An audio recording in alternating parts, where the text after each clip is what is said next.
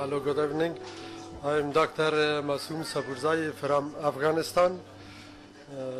As my experience that I know the most problems that the laparoscopic surgeons has because of the low knowledge about the basic things about laparoscopy that Professor Mishra has trained us.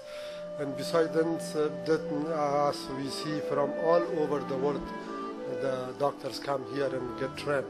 For example, if a doctor or surgeon in his hospital do 3 or 4 operations in the day, but all the his Professor Mishra's students that they come from all over the world and they get the training, it means that Professor Mishra do this operation and he serve for the people of all over the world.